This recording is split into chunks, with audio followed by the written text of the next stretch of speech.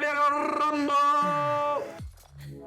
We are pumped because today we are talking about the future of education, specifically Web3. Web3, baby. So what we're going to do is we're going to first give you a crash course on what Web 1.0, 2.0, and Web3 are, and then we're going to tell you what they mean for education and e-learning. We are e-learning partners, and this channel is for you to simplify your e-learning so you can focus on the most important thing, which are your what, Johnny? Your learners. Your which learners. Is why we created this free masterclass for you, linked right below this video, so you can figure out exactly what you need to do to create a successful e-learning program, no matter what, if you're in Web 1.0, 2.0, or Web 3. Boom. So jumping into Web 1.0. Web 1.0, in a nutshell, was a readable, static internet. Think of a blog back in the 90s where all you could do is read, right? It is all about just reading, no interactivity, and that's it. History shows that Web 1.0 started in 1994. Now Web 2.0 is what we are experiencing right now. Well, we're actually experiencing a combination of Web 2.0 transitioning to Web 3. But 2.0 is interactive internet. So interactivity. And think about social media. You can interact with friends, you can comment, you can swipe, you can share, and do all those different things. So interactivity, so think of social media, and also think about your data being collected to personalize the experience for you. So we'll put personalized. So it's like personalized internet. And those are the biggest differences between Web 1.0 and Web 2.0. Number one, Web 2.0 is an internet where there's interactivity, like Johnny said, through social media platforms. But not only are they collecting data, but they're using that data to give you that experience. Have you ever been on a Facebook and you see something, and then maybe your friend or significant other is on Facebook at the same time, but they see completely different stuff? Echo chambers. Okay, so so that started around 2004. Now the interesting thing about this is you don't really know what year these things start until you've been in it for a while. So Web 3, well, we don't really have a date of when Web 3 started, but I guess if we're looking at 1994 to 2004, maybe it started in 2014. By the way, Bitcoin started around that time, so maybe that's why. So Web 3 is you own your data.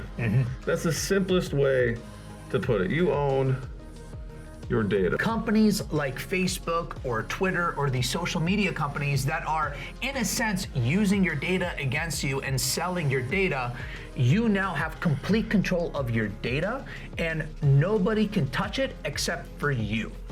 Yeah, and another way to look at this is something called decentralized internet, which basically means that you control your data and there aren't these mega corporations that are running the online experience that you're involved with. So an example of this, simple enough, is how cryptocurrency works, or NFTs. We're not gonna go there today.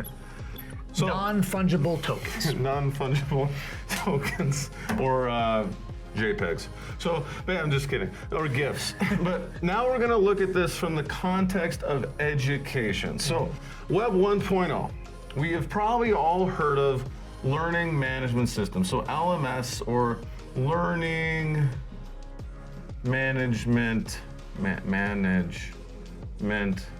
system. So this is really when e-learning started. And a learning management system, you can learn all about what a learning management system does in the video linked above here. But basically, an LMS allows you to deliver content to your learners. You're also going to collect some data, but you're not necessarily going to use it to personalize the experience. That's what an LMS does. It basically allows you to create online learning. So that was Web 1.0. What happened in Web 2.0, Hector? This is where we currently are. This is where we are. So Web 2.0, we started to see what we call the LXP, the Learning Experience Platform, where now not only are your learners taking your e-learning on the platform, but now we are data collecting, we are personalizing that experience to your learner. You're able to comment. There's also great platforms like Kajabi out there that has a community factor as well. so you have a community and social aspect to it. It took learning management systems to the next level, to the Web 2.0 Exactly. It's level. basically everything a learning management system does plus what social media is. That's what an LXP is. Now Web 3. We're just starting to get here. We're just starting to get here, and this is where we get really excited. And we're going to give you a really fun analogy, and we're going to bring it into the education space on what Web3 is going to look like and where we see it going. So where is it going?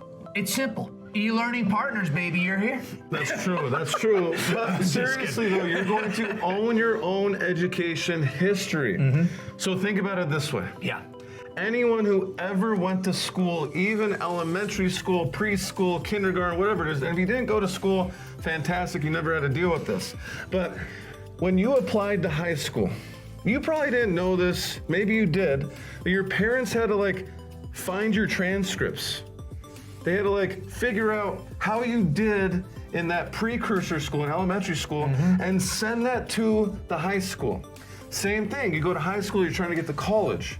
You gotta send all these transcripts to different colleges. It was a pain. And if you wanted to get your MBA or doctorate, you have to call your college. Same thing. You have to get you have to pay for them. Exactly. You're like, wait, what? You have to pay I don't know, I remember paying, I think, $100 $100 in or something some like instances. Now with inflation, it's probably like $1,000. And then some jobs would ask you, they'd be like, okay, we want to see transcripts, we want to see your GPA, we want you to prove this stuff to us.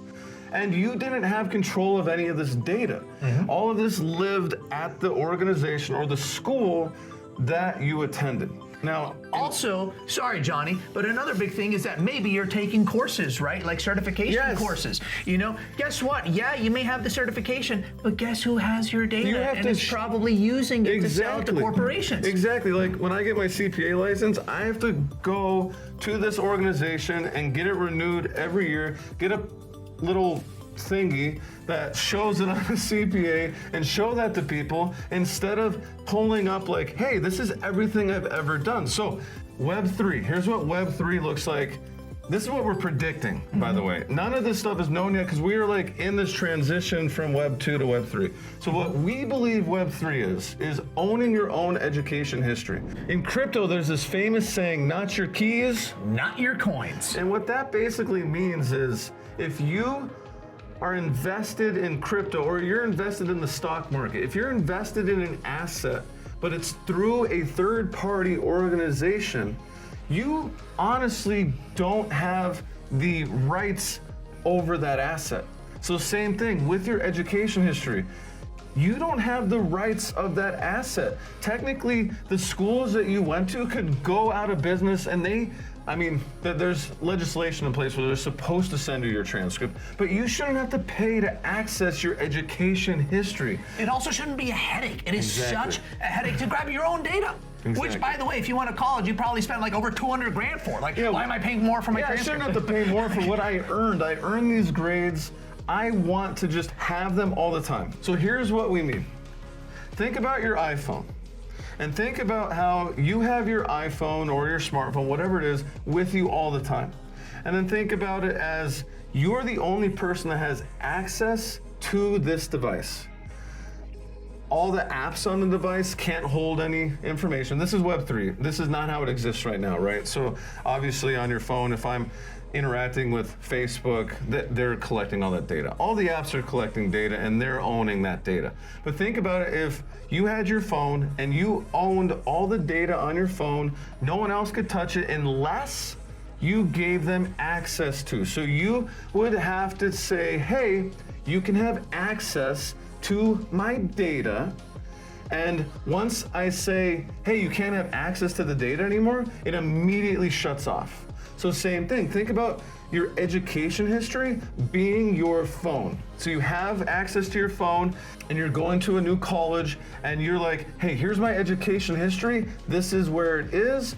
When I earn additional grades, it's gonna be stored here, not gonna be stored in your system, it's stored here. You go take an online course, it's stored here. You go and you interact with getting a professional license, it's stored here. Everything is stored here for you. No one else has access unless you let them have access, and when you tell them they can't have access anymore, it's cut off. That is the future of Web3 when it comes to education.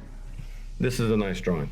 And yet, team, that's the really cool thing, right? You know, and also after you, like Johnny said, after you connect in this example, your iPhone, as soon as you disconnect it from that platform or from that app, it's gone. It's not like when you connect, again, using the analogy, the iPhone to this app or this platform, they now have access to that data forever and they can download it into their systems and whatnot. They have the technology, the servers to house your data. You own your own server. This is your server. So that's the thing is, right now, your data lives somewhere in the world where that organization owns that data. Another way to look at this is if you have cash in your wallet, you are the only person that has access to that cash. Same thing here. When you own your education history, when you own your education in general, you're the only one that has access, and you can give access to other people by saying, hey, here you go, and then you can shut that access off as well. So in this world, whether if you're going to take an online course, whether if you go to university or a program, you're going to be the one giving them that access because you own it. If you like this video, we have another one all about how we believe e-learning should be improved. So definitely go check that out and we'll see you there.